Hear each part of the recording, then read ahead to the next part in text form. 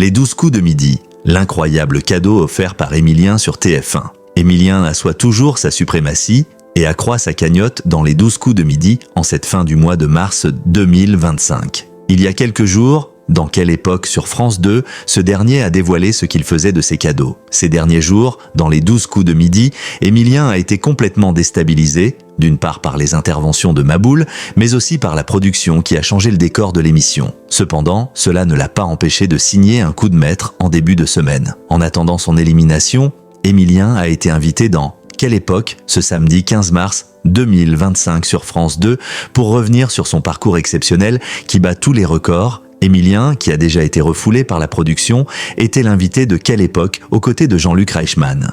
Alors que certains internautes ont critiqué l'animateur pour avoir monopolisé la parole face à son champion, Jean-Luc Reichmann a néanmoins dressé un portrait élogieux du maître de midi. « C'est un vrai joueur, il n'est pas du tout calculateur », a-t-il souligné. Le champion a expliqué qu'il s'était mis à jouer à des jeux de culture générale poussés pendant le confinement, notamment en regardant le streamer étoile qui sera bientôt candidat à Question pour un champion. Cette habitude lui a permis d'approfondir ses connaissances. « Je me suis mis à jouer, à beaucoup jouer, ça m'ouvre des portes sur des domaines que je ne connaissais pas du tout », a-t-il confié. Les gains d'Emilien atteignent désormais une somme inimaginable dépassant les 2 millions d'euros. Léa Salamé lui a demandé quel avait été son ressenti en franchissant le cap du million supplémentaire. Sa réponse a été sans équivoque « Ça dépasse l'entendement. Ça n'a jamais été un objectif de continuer à ce point », a-t-il déclaré dans l'émission hebdomadaire de France 2. Diffusée en seconde partie de soirée. Léa Salamé a également évoqué les nombreux cadeaux qu'Emilien a remportés dans les 12 coups de midi, notamment les 19 voitures